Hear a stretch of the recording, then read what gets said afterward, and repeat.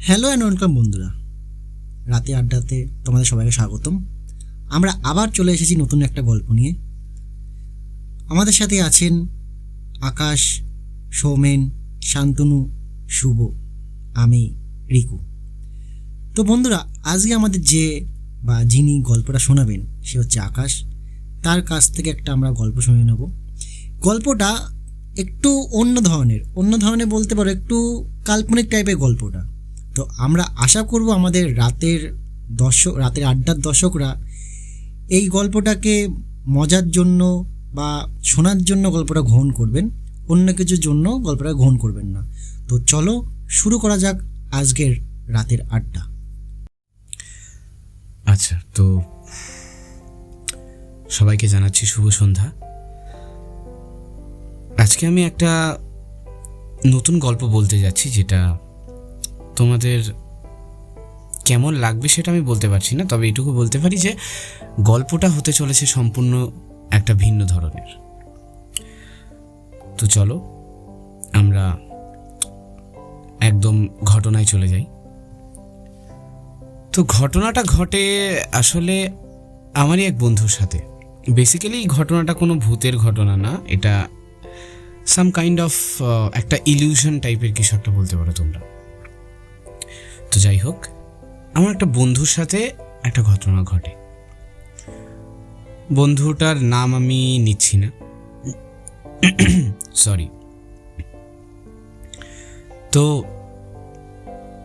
বন্ধুটা একটা corporate job করতো কলকাতাতে। ওখানেই আসলে বন্ধুটার বাড়ি ছিল মেদিনীপুরে।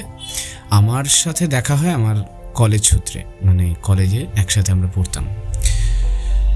তো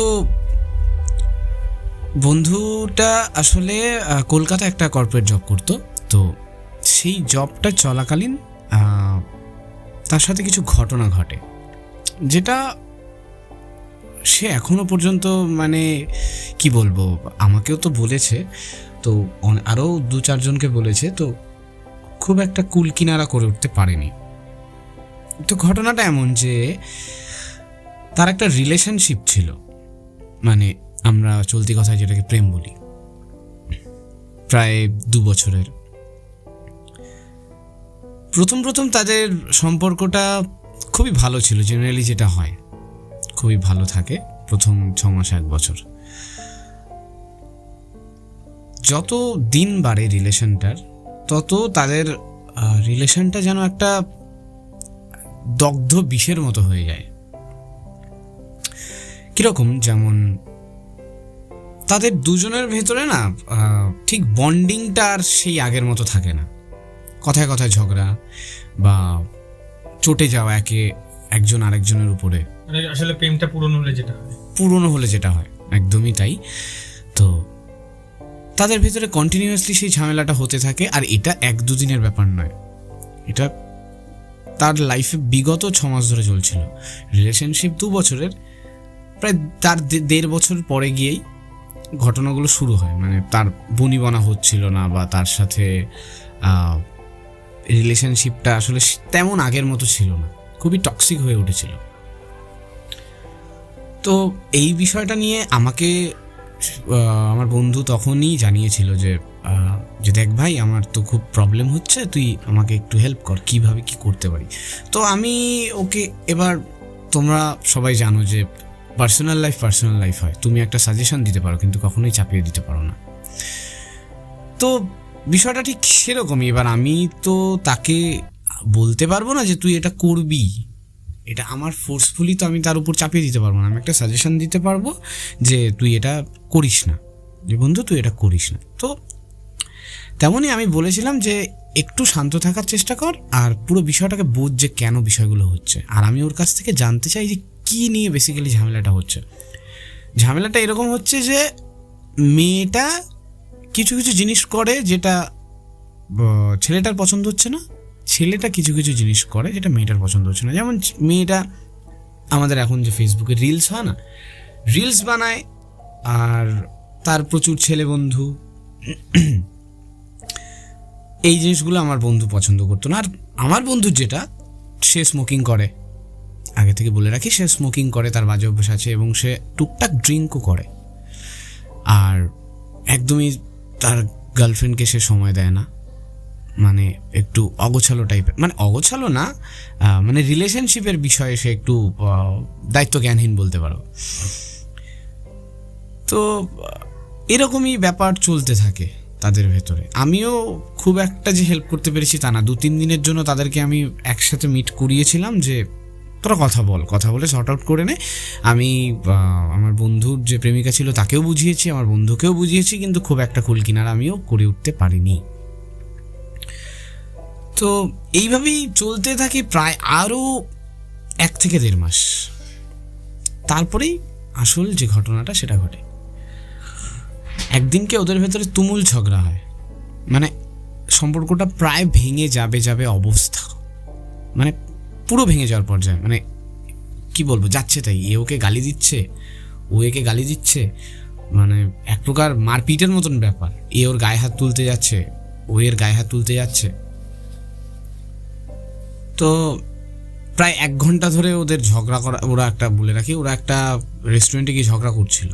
তো মানে ঝগড়াটা এতটাই ক্রিটিক্যাল সিচুয়েশনে চলে যায় যে রেস্টুরেন্টের ম্যানেজার এসে ওদেরকে বলে বাধ্য হয়ে যে স্যার ম্যাডাম আপনারা প্লিজ এখান থেকে বেরিয়ে যান, আমাদের তো আরও জেনারেলি হয় যেটা, যে সে তো তার একটা কাস্টমারের জন্য বাকি কাস্টমারদেরকে কোনোভাবেই হেজিটেশনের মুখে ফেলতে পারে না। তো সেরকমই বলে যে ম্যাডাম স্যার আপনারা এখন বেরিয়ে যান, আমাদের প্রবলেম হচ্ছে, নাহলে কিন্তু আমরা সিকিউরিটি রাখতে বাধ্য হব। তো ওরাও কি করবে, আর তখন বিল টিল মিটিয়ে বেরিয়ে আসে। বেরিয়ে নিচে যখনই আসে তখনই বলে যে একজন আরেকজনকে রেগে গিয়ে বলে যে তোমার সাথে আমি আর কথা বলবো না, আমাকে ব্লক করে দাও সব জায়গা থেকে, ফেসবুক, হোয়াটসঅ্যাপ, ইনস্টা, যাই ওদের সোশ্যাল নেটওয়ার্কিং ছিল একে অপরের সাথে কানেক্টেড, তুমি আমাকে ব্লক করে দাও। সিমিলারলি আমার বন্ধুও বলে রেগে গিয়ে, যেহেতু তখন আর ওই ঝগড়া সিচুয়েশনে একজন বলবে না যে না আমাকে মাফ করে দাও, তাই বলবে যে রাগের মাথায় যেটা হয় আর কি। তো বলে যে ঠিক আছে আমিও করে দিচ্ছি, তুমি আমাকে আর ফোন টোন কিচ্ছু করবে না। তো ওদের রিলেশনশিপটা না আসলে ভালোই ছিল, আমি যতদূর জানতাম। যে প্রথম দিক ওদের বিষয়টা হয় আসলে একটা মানে একটা ধরো কেমনভাবে বলবো, মেয়েটা যে ওর গার্লফ্রেন্ডটা ছিল, ও একটা স্কুলের বাচ্চাদের, ছোট ছোট বাচ্চা 3টে বাচ্চা ছিল দাঁড়িয়ে, বৃষ্টি হচ্ছিল, তো তাদের গার্ডিয়ান আসছিল তাদেরকে নিতে। তো বাচ্চাগুলো না ভয়ে কাঁদছিল। এটা ঘটনা বলছি 2 বছর আগের, যেভাবে ওদের রিলেশনশিপটা শুরু হয়েছিল 2 বছর আগের। এবার 3টে বাচ্চা কাঁদছিল দাঁড়িয়ে, তো ওই মেয়েটা ওদেরকে গিয়ে থামায় এবং চকলেট দেয়, আর ওদেরকে মানে হয় না বাচ্চাদেরকে ভঙ্গি চেঞ্জ করার জন্য যেমন হাসায় বা কিছু করায়। তো আমার বন্ধুটা দেখছিল সাইড দিয়ে, দেখে ওর খুব ভালো লাগলো বিষয়টা, যে একটা মেয়ে এত সুন্দর হতে পারে। আমাদের যেমন একটা তৈরি হয় না লাভ অ্যাট ফার্স্ট সাইট, যেটা আমরা বলি, বিষয়টা ওর পছন্দ হয়। এবং ধীরে ধীরে ওর গার্লফ্রেন্ড, মানে এখন যে ওর ঝামেলাটা হলো যার সাথে, ওর প্রেমিকা, তো তার সাথে কন্ট্যাক্ট করার চেষ্টা করে। মেয়েটা একটা জব করতো একটা কর্পোরেট সেক্টরে, ও তার অফিসে খোঁজ খবর নেয়, তার বাড়িতে খোঁজ খবর নেয়, এবং এরকমভাবেই তাদের জানাশোনা, কথাবার্তা, রিলেশনশিপটা স্টার্ট হয়। তো যাই হোক, সেদিন তাদের ঝগড়া হলো, তারা ওখান থেকে বেরিয়ে গেল, মেয়েটার মতো একদিকে চলে গেল, আর ছেলেটা তার যে রুম ছিল সেদিকে চলে গেল। তো সেদিনও প্রচুর বৃষ্টি নামলো হঠাৎ করে। আমার বন্ধুটা বাইক নিয়ে আসছিল, আস্তে আস্তে একটা বাস স্ট্যান্ডের সামনে প্রচুর জোরে বৃষ্টি হয়, মানে শুরু হয়ে যায় বৃষ্টি। তো এবার বৃষ্টির দিনে তার কাছে রেনকোট কিছুই এরকম টাইপের কিছুই ছিল না, তো ভিজে যাবে পুরো। তাই সে বাস স্ট্যান্ডে দাঁড়ায় ওয়েট করার জন্য যে কখন বৃষ্টি কমবে। তো দাঁড়িয়ে থেকেও সে কন্টিনিউয়াসলি তার এক্স যে গার্লফ্রেন্ড রয়েছে তাকে গালি দিতে থাকে আর উল্টোপাল্টা কথা বলতে থাকে, যে মানে তুই আমার লাইফ নষ্ট করে দিলি, আমাকে 2 বছর আমাকে ঝোলালি, আমাকে নিয়ে প্রতারণা করলি, তুই কোনোদিনও সুখী হতে পারবি না, তুই কোনোদিনও করতে পারবি না, এরকম তোর প্রবলেমগুলো কিছু না, মানে একা একা যেরকম বকে রাগের চোটে সেরকম বকছে। প্রায় 2-3 মিনিট পরে হঠাৎ করে তার নজরে আসে একটা বয়স্ক বৃদ্ধ লোক। আগে থেকেই বলি যে এই বৃদ্ধ লোকটা যাকে সে দেখছে, একই রাস্তা দিয়েই তো যায়। হ্যাঁ এই বৃদ্ধ লোকটাকে সে বিগত 7 দিন ধরে দেখছিল। এবার রাস্তায় একটা লোককে হয়তো বয়স্ক লোক বসে আছে, হয়তো সে বাস ধরার জন্য বসে আছে, ক্যাজুয়ালি নিয়েছিল। ঘটনাটা এইখান থেকেই মেন যে শুরু হয়। তো একটা বৃদ্ধ লোক, গায়ে চাদর পরা, চোখে চশমা, চুলগুলো পাকা, আর মুখটা একদম রুক্ষ শুষ্ক, বয়স প্রায় 70-এর কাছাকাছি। আচ্ছা আচ্ছা। তো এই বৃদ্ধ লোকটাকে প্রায় 7 দিন ধরে সে ফলো করেছে, মানে দেখেছে। একটা জায়গায় একটা জিনিস যদি তোমার সামনে থাকে, প্রত্যেক দিন তুমি যদি দেখো, ধরো সাপোজ তুমি একটা রাস্তা দিয়ে যাচ্ছ, সেখান থেকে একটা মানে সেই রাস্তার পাশে একটা নতুন ফুল গাছ হয়েছে, সেটার দিকে তোমার চোখ পড়বে। মানে প্রত্যেক দিন তুমি জায়গাটাকে জিনিসটাকে দেখছো, বা একটা বাড়ি হয়েছে নতুন, বা একটা সাইনবোর্ড টানানো হয়েছে, সেটা তোমার চোখে পড়বে প্রত্যেক দিন, যেটা তুমি দেখছো। তো সিমিলারলি ওর চোখে পড়ে যে একটা বৃদ্ধ দাঁড়িয়ে রয়েছে, মানে বসে রয়েছে। তো ও বিষয়টাকে পুরোপুরি ইগনোর করে আবার বকা শুরু করে, বাজে বকা শুরু করে, ও গালি দিচ্ছিল আর কি, উল্টোপাল্টা বলছিল। তো হঠাৎ করেই সেই বৃদ্ধ লোকটা বলে উঠলো যে এভাবে আর কতদিন? পুরোপুরি শেষ হয়ে গেল নাকি কিছুটাও বেঁচে আছে? তো হঠাৎ করে ও চমকে গেল, সেটা চমকে গেল যে কি বলছে, আমাকেই কি বলছে? আর ওখানে ওরা দুজন ছাড়া আর কেউ ছিল না, মানে বৃদ্ধ লোকটা আর ওই আমার বন্ধুটা ছাড়া আর কেউই ছিল না। তো বন্ধুটা এক প্রকার বিরক্ত হয়ে গিয়ে বলে, কি বলছেন আপনি এসব?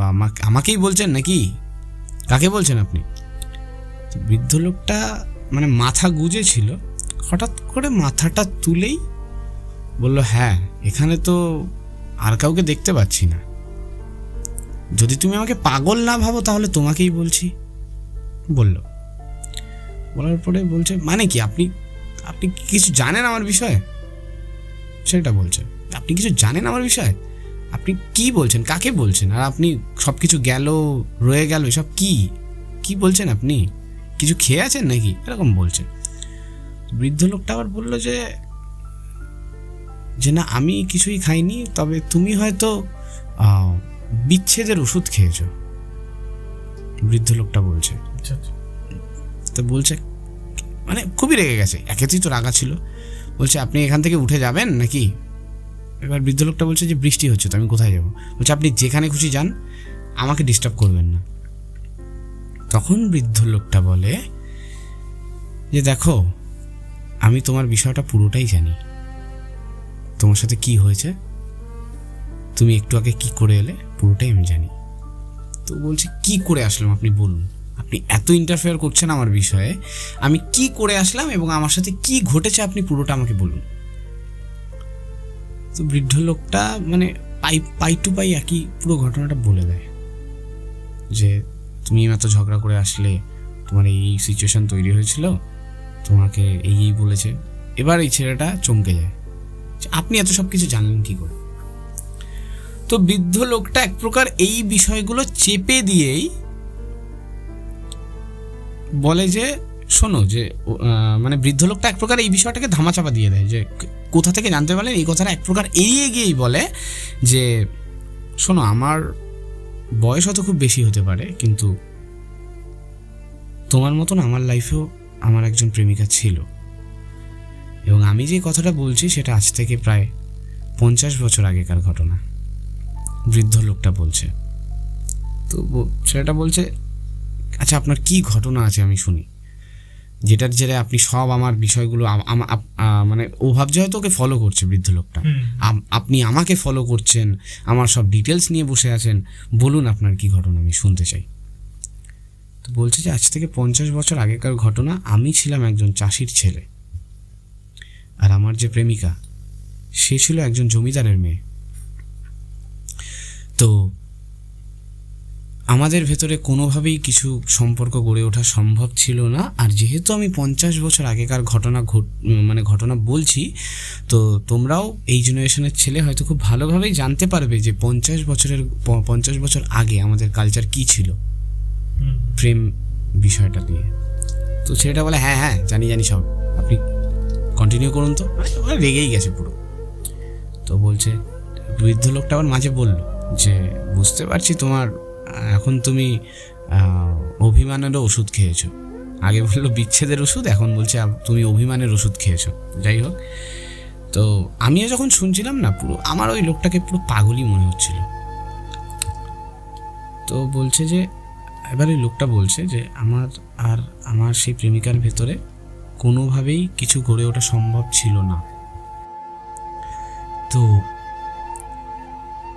তখন আমার বন্ধুটা প্রশ্ন করে বৃদ্ধ লোকটাকে, মানে এক প্রকার কৌতূহল হলো তার, যে আচ্ছা আপনার যখন সম্ভব ছিল না তাহলে আপনি কেন এই পাকামিটা করতে গেলেন? মানে তখনও রাগ ছিল তার ভেতরে।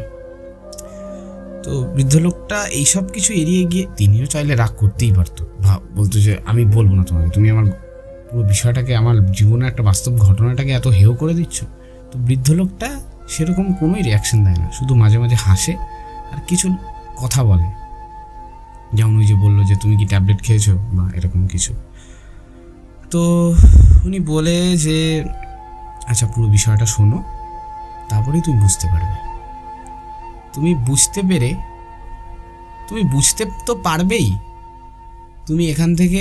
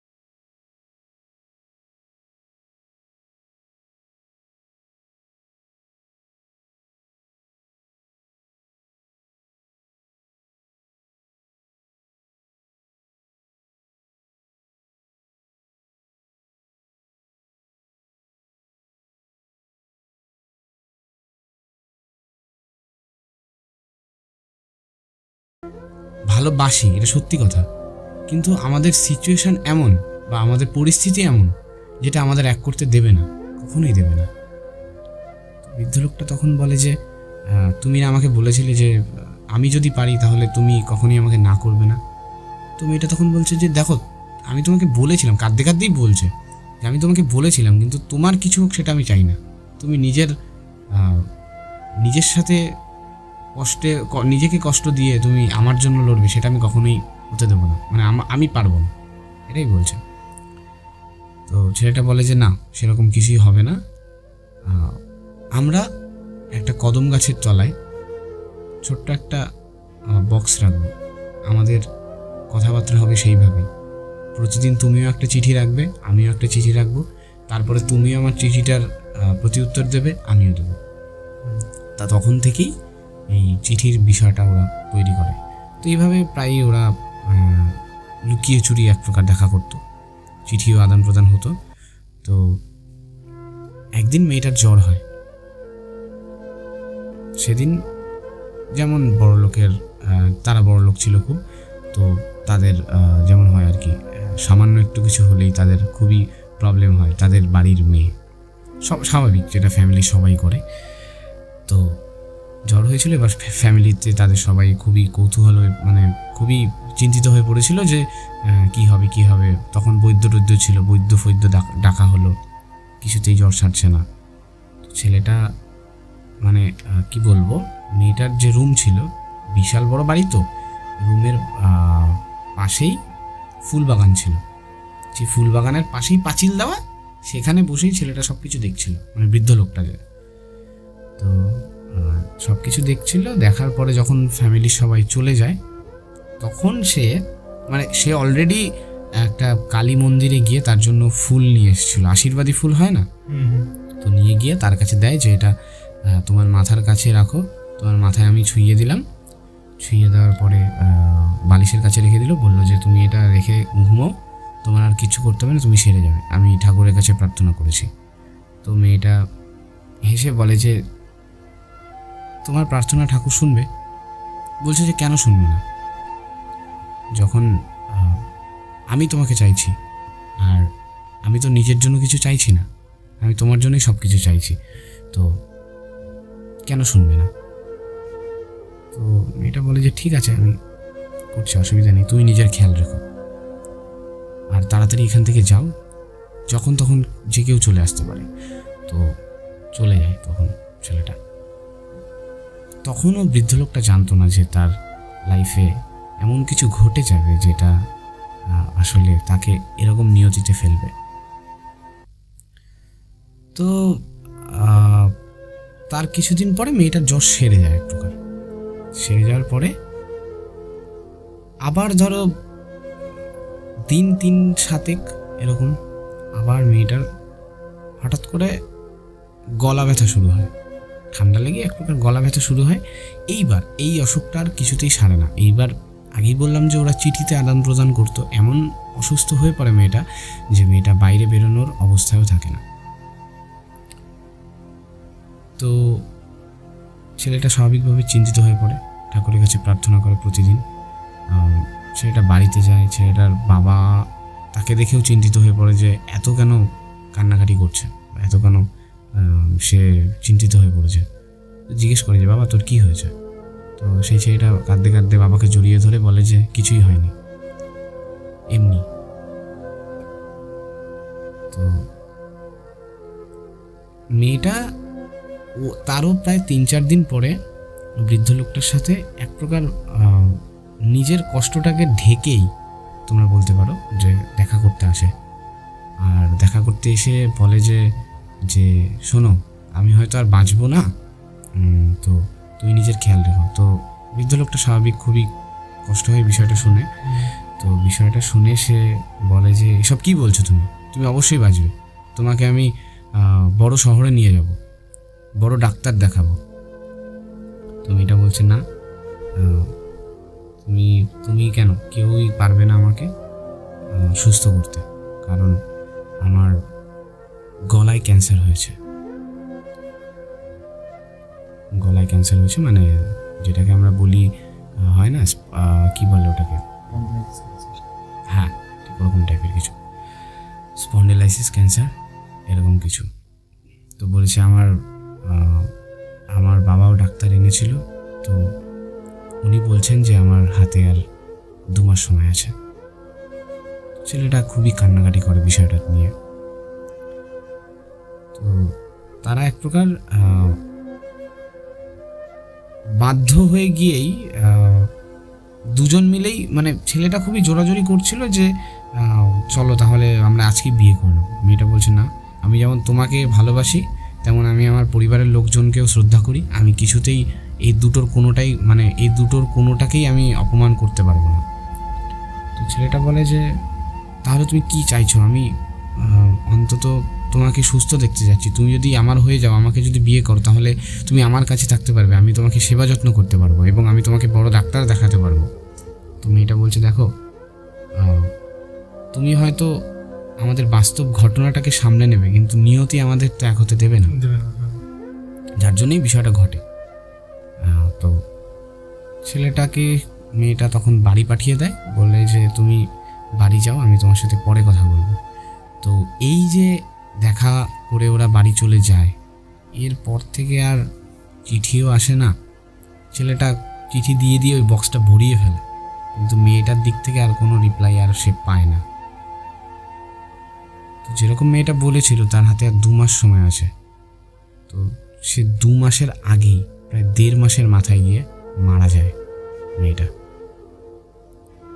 তো ছেলেটা তো জানতে পেরে মেয়েটার বাড়িতে গিয়ে মানে এক প্রকার হাউমাউ করে কান্না হয় না, সেরকম কাঁদতে শুরু করে, মানে কাঁদতে কাঁদতে এক প্রকার অজ্ঞান হয়ে যায়। অজ্ঞান হয়ে গিয়ে তার বাবা আসে তাকে, আর তাদের পরিবারের লোক আর তখন কি বলবে, রাগারাগি করবে, তখন তারা অলরেডি শোকাহত।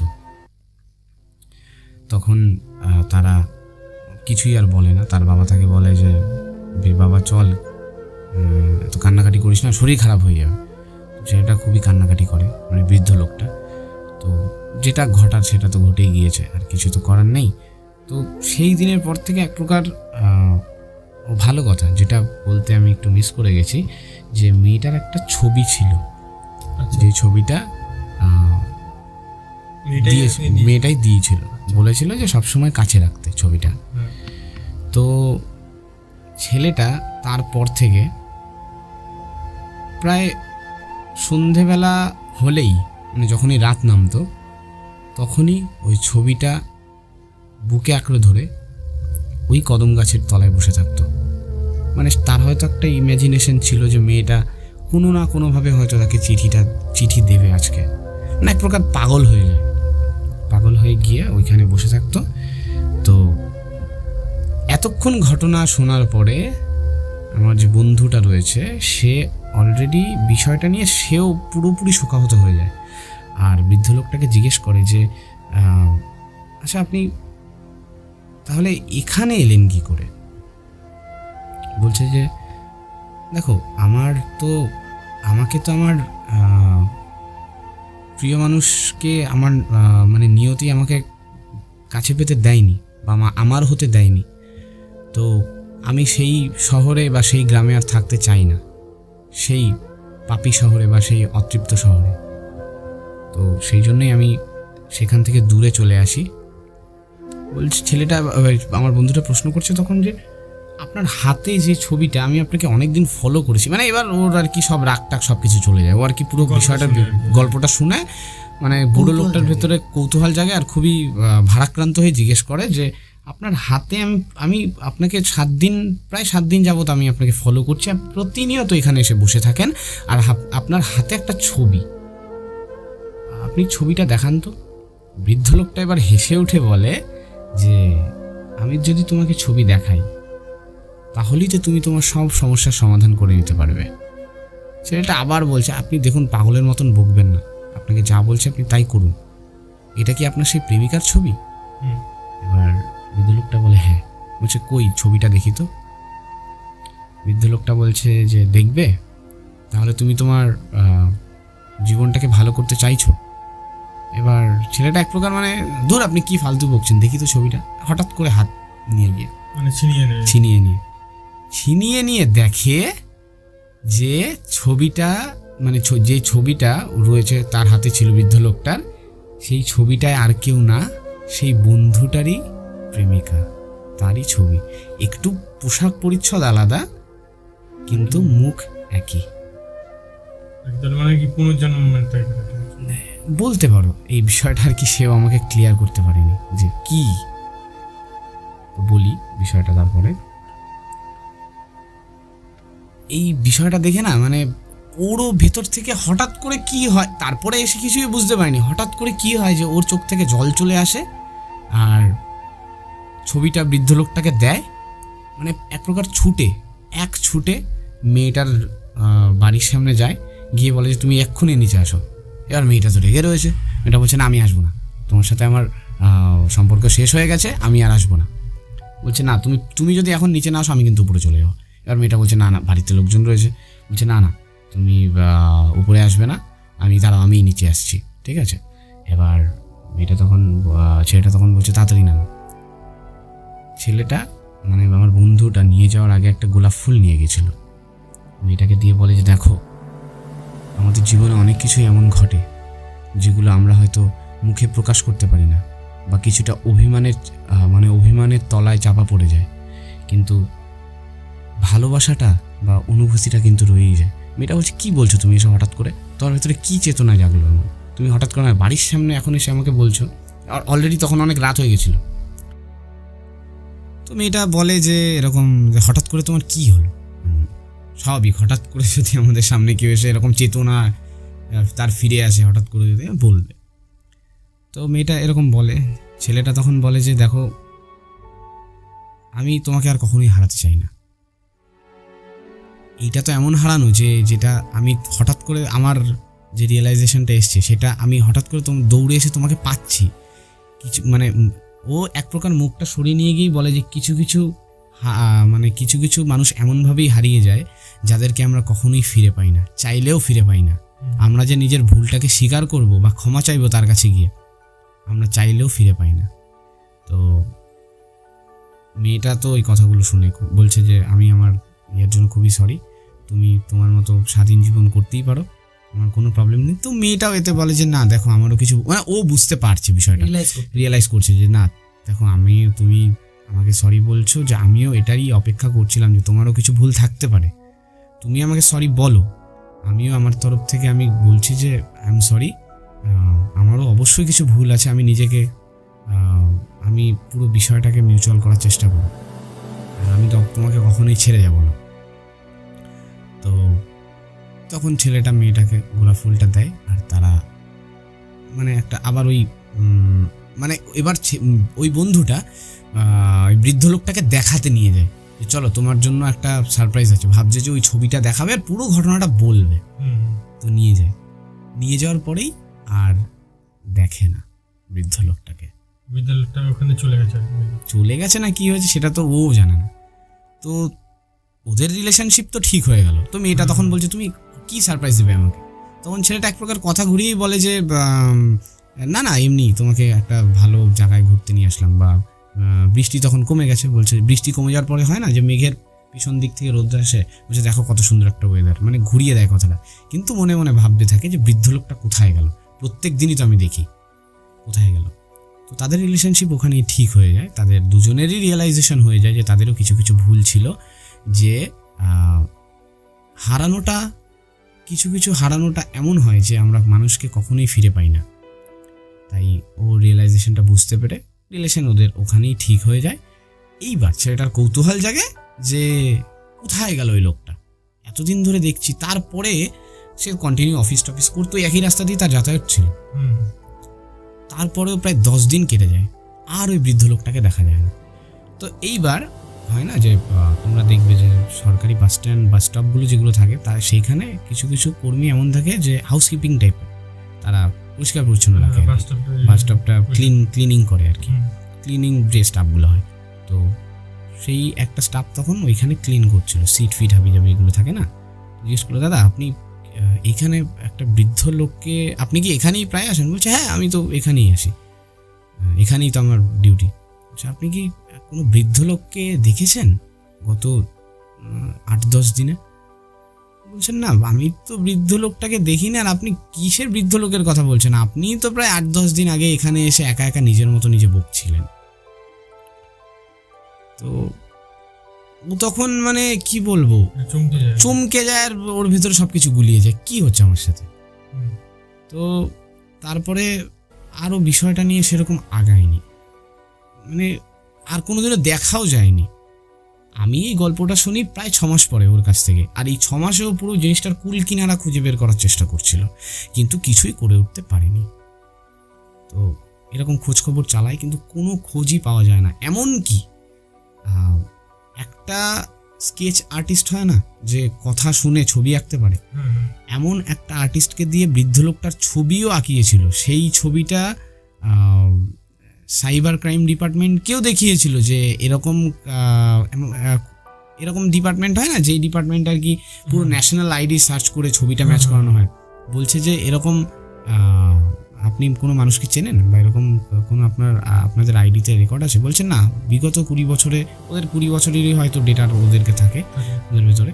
তো বলছে বিগত 20 বছরে আমাদের এরকম কোনো মুখ আমরা কোনো টোটাল অল ওভার ইন্ডিয়াতে আমরা খুঁজে পাইনি। ছেলেটার এক প্রকার কিছু বুঝতে না পেরে গিয়েই বিষয়টা নিয়ে আর ঘাটাঘাটি করে না, যেহেতু ওর প্রবলেমটা সর্ট আউট হয়েই গেছে। তো বিষয়টা নিয়ে ও আর ঘাটাঘাটি করে না। তো এক প্রকার বলতে পারো যে ওর মনের ভেতরে একটা সার্টেন টাইমে হয়তো ওই লোকটার জন্য ও রিয়েলাইজেশনটা এসছিল, না হলে ও ওর প্রিয় মানুষকে হারিয়ে ফেলতো। এরকমভাবেই কিছু কিছু জায়গায় আমাদের এমন থাকে যে আমাদের ভুল হয় না, তাও নিয়তি আমাদের কাছ থেকে আমাদের প্রিয় মানুষটাকে ছিনিয়ে নেয়।